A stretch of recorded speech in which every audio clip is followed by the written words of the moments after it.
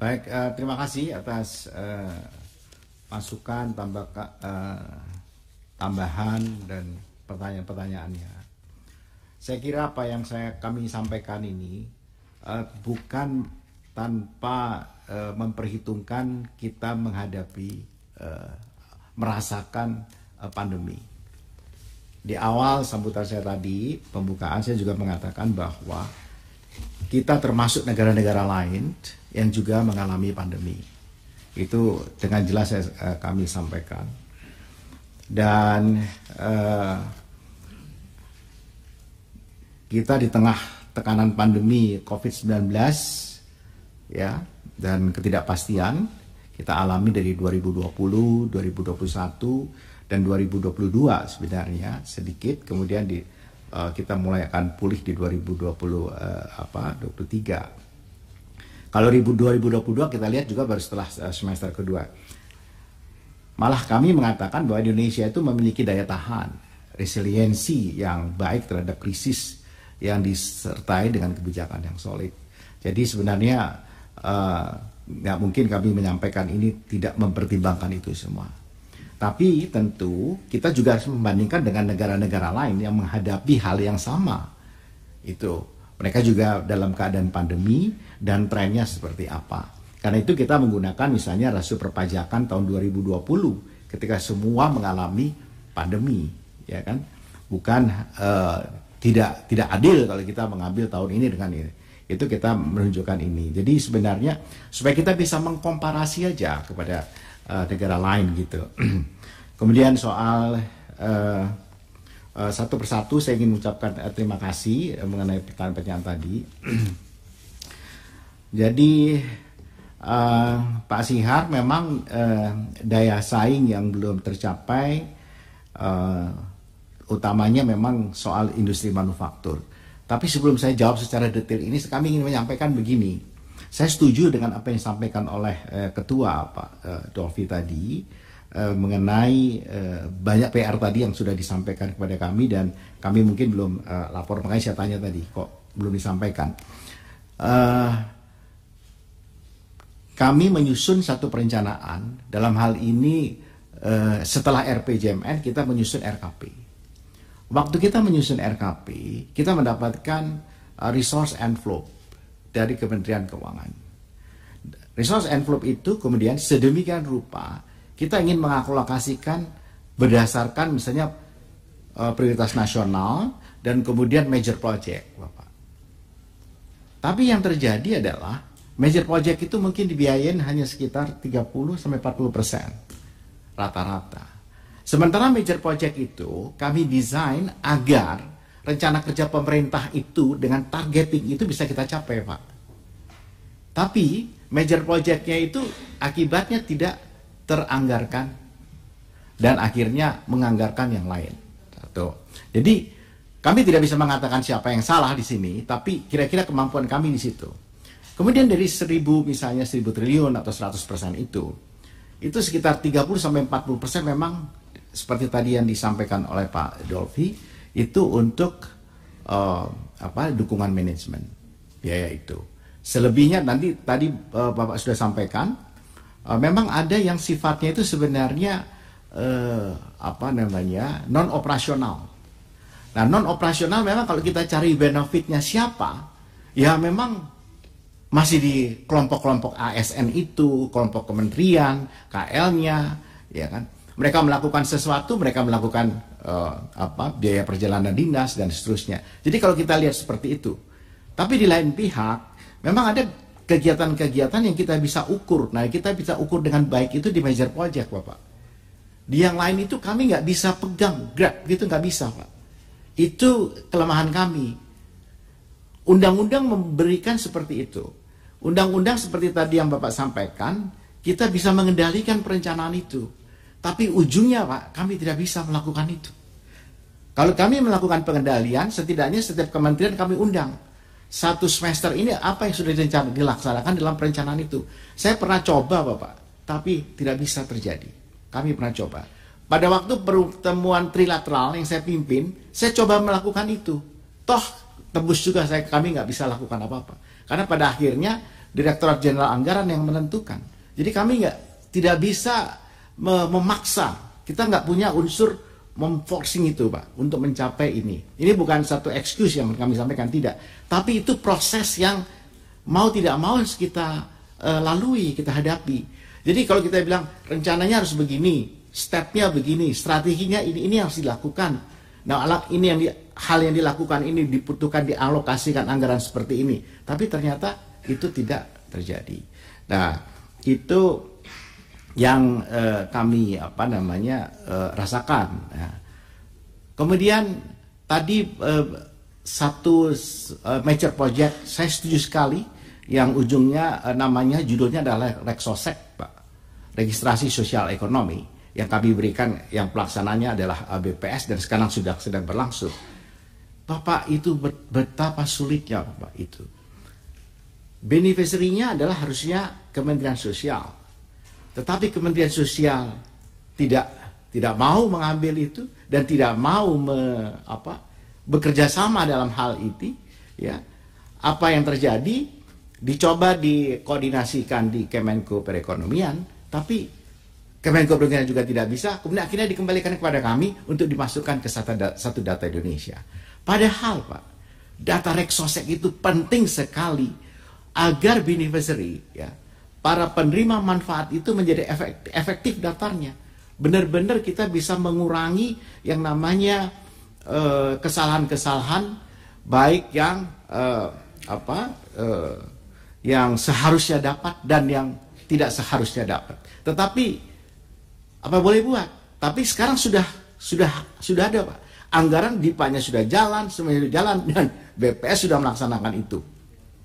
Ini rencana kami adalah kami ingin dorong itu masuk di dalam Adminduk, dan di Adminduk nanti akan masuk Reksosek di sana, sehingga data itu bisa dipakai oleh siapa saja dalam rangka memberikan program-program bantuan sosial itu. Kemudian mengenai kembali ke daya saing, pertumbuhan daya saing.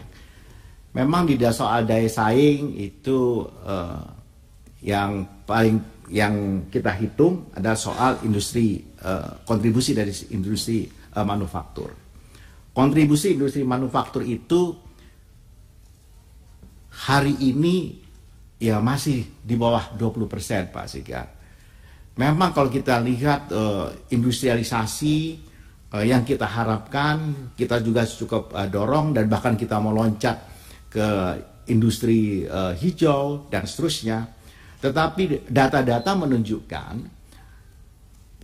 kecepatan dari pertambahan di industri manufaktur itu tidak mendorong kontribusinya itu naik menembus di atas 20%. Padahal kan sederhana saja, kalau kita lihat dari sisi produksi GDP itu, kalau kita punya industri manufaktur bisa sampai 25% dan pertumbuhannya bisa 6%, itu kan dia sudah menyumbang untuk GDP pertumbuhan 1,5%. Tapi kita lambat sekali. Di banyak negara dan pengalaman yang kita tahu bahwa industri manufaktur menjadi penting. Yang tidak ada orangnya nggak usah dijawab langsung, Pak Menteri. Ya, sudah ada beberapa yang meninggalkan tempat. Nanti dijawab tertulis saja. Pak Gus Irawan, Pak, bagaimana hasil estimasi RPJMN? Kemudian ya bagi kami begini, inilah bentuk satu hasil pengendalian kami yang ujungnya adalah angka. Karena kami pada waktu itu Pak Dolfi sendiri yang mengingatkan pada kami indikatornya apa, indikator detailnya seperti apa. Kami lakukan sehingga kami sampai pada angka-angka ini, Pak.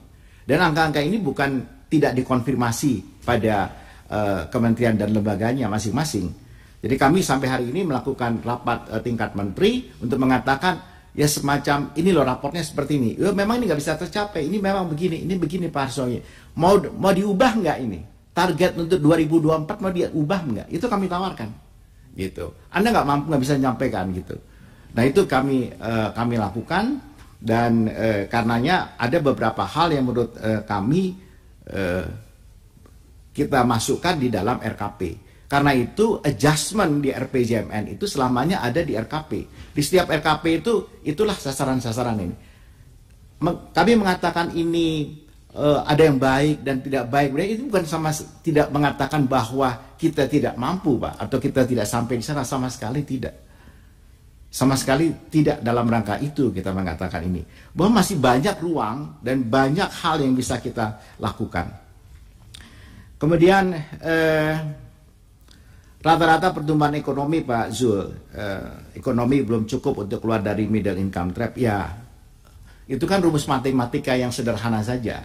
Kalau kita mau tumbuh supaya mencapai 20.000 atau 18.000, sekarang GNI berapa nih? GNI sudah harus, GNI untuk middle income trap itu harus 17.500. Jadi angka tembusan untuk middle income itu setiap tahun berubah dalam hitungan GNI-nya. Jadi nggak bisa kita bilang, wah kita sudah dekat. Angkanya naik lagi dan naik. Sekarang sudah 17.500, yang lalu 16.000. Nah sekarang kita menganggap kemarin ada 2 provinsi yang sudah masuk di high economy, ternyata sekarang tetap masih Jakarta, Kalimantan Timur karena masih di angka 16.000. Nah itu. Jadi itu angka yang biasa sederhana saja. Mengenai konektivitas jalan antar kabupaten, itulah yang kami usulkan, Pak Siga. Itu kami usulkan sedemikian rupa. Karena waktu kami evaluasi di infrastruktur, pertama kami evaluasi gini. Kenapa kita bangun waduk tapi irigasi primernya nggak ada? Gitu loh. Dan kenapa kok irigasi sampai di kuarternya di Kementerian Pertanian? Itu kami juga gregetan, Bapak. Jadi kami coba bikin, ini di stop dulu, kita bikin irigasi primernya supaya dia mengalir itu, supaya bisa dimanfaatkan. Itu satu, itu dorongan dari kami. Yang kedua, mengenai jalan, itu kami yang menemukan kemantapan jalan-jalan di daerah itu kasihan sekali, menyedihkan. Kalau kita inginkan daerah yang membangun itu, kapasitas fiskalnya nggak mampu gitu. Nah itulah terus kami menghitung berapa sebenarnya yang di tingkat kabupaten, kemudian di provinsi, di tingkat nasional oke. Tapi kemudian sekarang ada 2 jalan nasional untuk dihubungkan begini, jalannya jelek sekali kabupaten, nggak mungkin kan itu. Nah kami mengusulkan ke PUPera, kenapa disambut? Gitu. Karena kami melihat ada peluang di undang-undang jalan yang baru bahwa itu bisa dibiayai oleh APBN. Nah, kami usulkan kepada Presiden untuk dibuat Inpres. Itu sejarahnya kami bikin Inpres itu. Dan kami justru sudah menghitung untuk bisa mencapai itu diperlukan dana sekitar 32,7 T. Tapi apa yang terjadi? Sekarang juga yang mau dialokasikan berapa? 8 T. Ini kami juga gimana rasanya kalau 8T dibagi-bagi lagi pasti nggak efektif lagi gitu. Nah makanya kita harus berjuang untuk bisa mendapatkan itu. Jadi kami juga dorong ini, Pak, bukan tidak berdorong untuk supaya infrastruktur itu bisa dilakukan. Jadi justru itu beberapa gagasan. Rexosec yang seperti major project tadi adalah dari kami. Kemudian ya, capaian pembangunan infrastruktur layanan dasar masih terbatas meskipun alokasi untuk infrastruktur sangat besar. Pak, PR kita untuk infrastruktur itu besar sekali, Bapak. Besar sekali.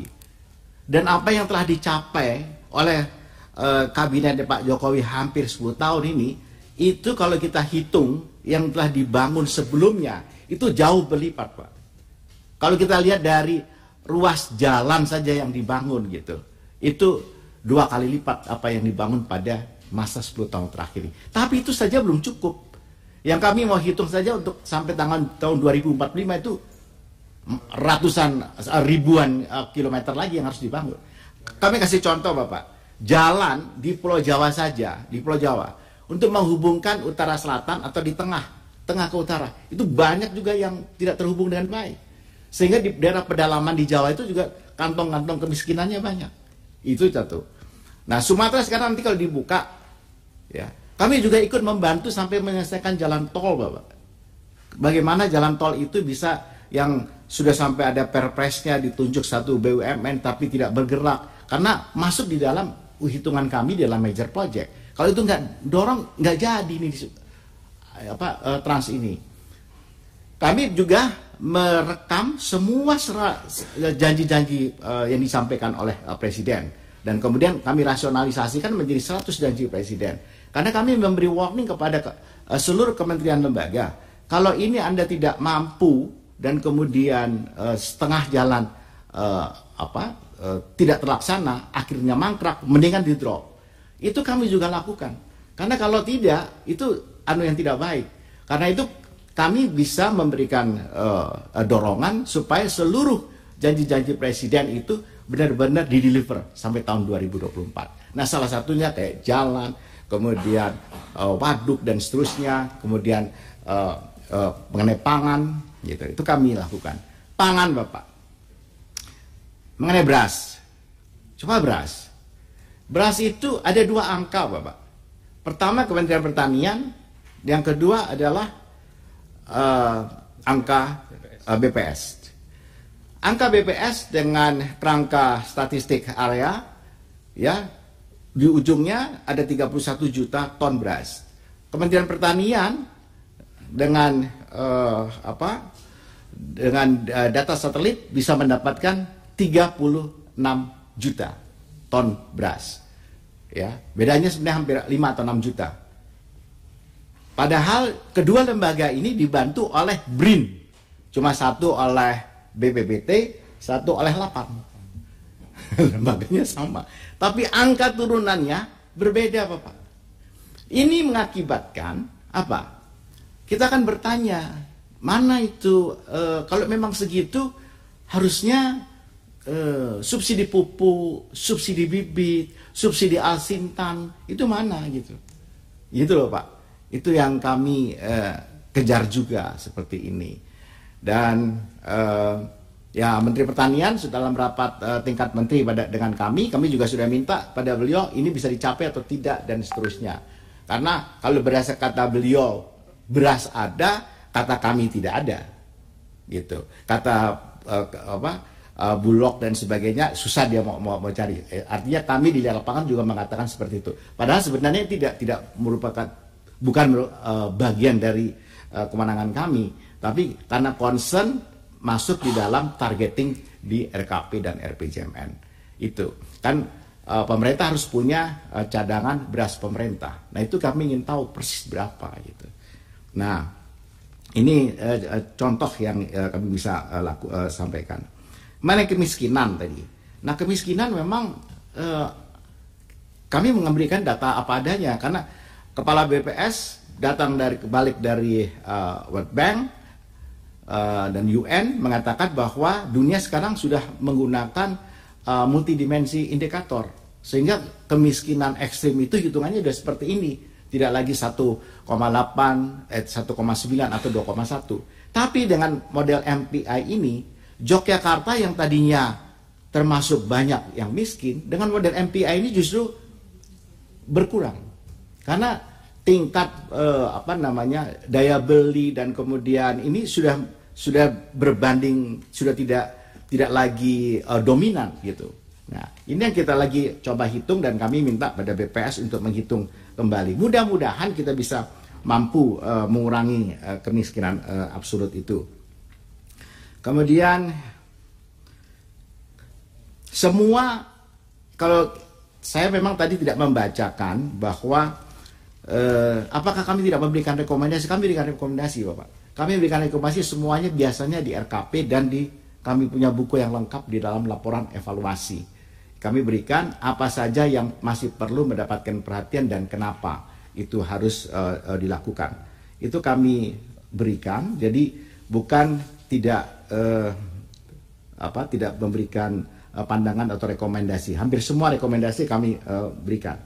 Kemudian mengenai soal ya pendidikan dan kesehatan, saya kira itu datanya seperti itu, ya. Jangankan soal soal stunting, Pak, soal kusta, Bapak. Soal kusta itu bukan lagi pengalaman ini, saya pengalaman pribadi. Jadi teman saya meninggal, punya anak, anaknya punya nomor telepon saya, terus menghubungi saya, kata ibunya dia itu kemungkinan kusta. Maka saya minta tolong saudara Pungkas, kejar dulu dia. Itu di satu kecamatan nggak jauh dari Jakarta, kusta. Ternyata di kecamatan itu ya di Kecamatan Muara Gembong itu ada di sekitar 12 penderita. Kalau angka itunya berapa? 12. Kalau 12 kali 12 144. Bisa dicurigai di 144 orang yang ada kusta di sekitar situ. Ya, basic reproductive number-nya itu kira-kira 12. Jadi satu orang itu bisa jadi ada 12 orang yang lain. Itu nggak jauh dari Jakarta, dari sini DPR. Coba dibayangkan, gitu. Karena itu kami sempat mengusulkan pada presiden, ya ini maaf ini bapak-bapak dan ibu, mungkin Indonesia harus berpikirkan kembali soal desentralisasi pendidikan dan kesehatan. Amerika yang negara segitunya besar dengan federal saja mereka punya CDC, sehingga kesehatan itu dikontrol secara nasional. Nah, kenapa tidak kita juga lakukan hal yang sama di soal kesehatan? Pendidikan juga demikian. Standar tadi bicara soal vokasi, kami juga sudah undang Menteri Pendidikan menjelaskan mengenai soal matching program yang dilakukan dalam rangka vocational. Karena vocational yang kita dorong dilakukan oleh Kementerian Pendidikan dengan matching program itu jauh lebih efektif daripada kita bangun BLK, ya. Betul. Jadi sebuah industri, teaching industry, dia mengeluarkan uang satu, pemerintah mengeluarkan uang satu. Itu jauh lebih jelas dan kemudian bisa dinilai, dievaluasi apakah uangnya itu benar ada apa tidak. Uangnya itu jadi barang atau tidak, jadi orang atau tidak. Berapa orang yang dilatih, berapa orang yang direkrut dan sebagainya. Ini matching program satu hal yang luar biasa sekali. Jadi reformasi kesehatan masih tetap jalan, stunting, ya. Stunting itu begini ya. Orang mengatakan kalau stunting itu, jadi anak bayi kena stunting 0 sampai 5 tahun. Begitu lepas 5 tahun, dia nggak masuk lagi dalam daftar stunting. Gitu. Seakan-akan seperti itu. Tapi dia sebenarnya masih menderita stunting. Kita ini, cara menghitung kita ini yang kadang-kala. Karena itu, suggestion kami, stunting itu harus intervensinya kan sudah ada spesifik, sensitif, dan seterusnya. Kami mengatakan kalau bisa sudah nggak ada lah istilah itu. Yang diintervensi adalah sebelum bayi itu lahir, sebelum terjadinya pernikahan, sebelum terjadinya sampai bayi itu lahir dan kemudian pada usia-usia yang paling strategis intervensinya. Karena kita intervensi air, kita intervensi sarana prasarana di perumahannya dan seterusnya itu jauh dari sebenarnya anak ini yang harus lebih banyak diselamatkan sejak di dalam kandungan, bahkan sejak sebelum ibunya hamil. Nah, itu yang kami usulkan. Kemudian ya yang disampaikan Pak Dolfi tadi mengenai 1000 T tadi Bapak, saya setuju Bapak bahwa dari segitu itu kalau kita hitung beneficiary-nya itu untuk program itu mungkin cuma 500, separuhnya. Kemudian 300 300 sampai 400 ya. Kalau sekarang 340-an untuk manajemen, kemudian sisanya, dan sisanya kan harusnya untuk RKP yang major project. Tapi kan pada dasarnya akhirnya kan KL juga punya targeting sendiri gitu.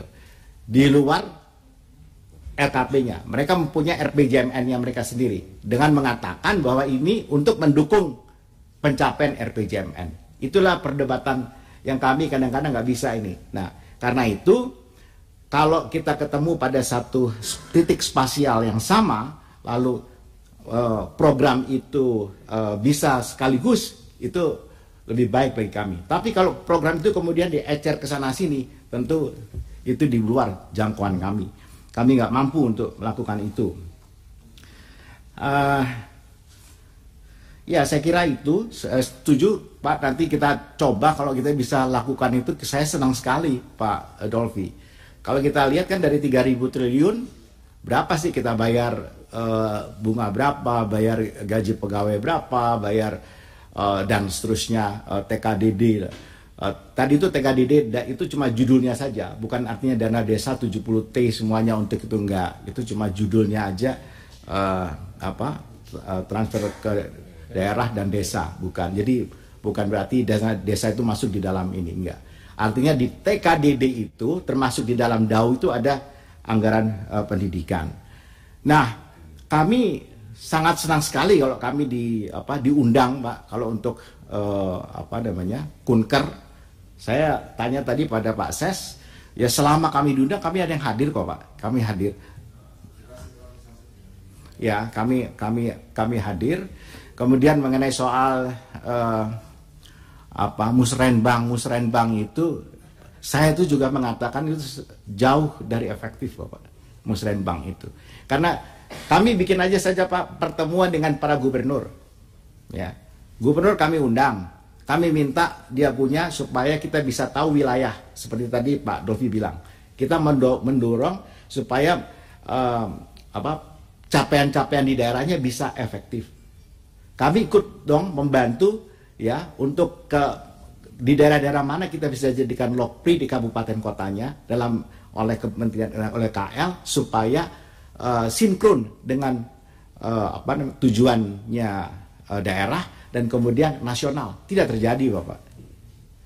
Yang ada kami malu aja, Pak. Kami undang gubernur, kami ini kita bilang insya Allah kita lakukan, tapi kami tak mampu untuk melakukannya.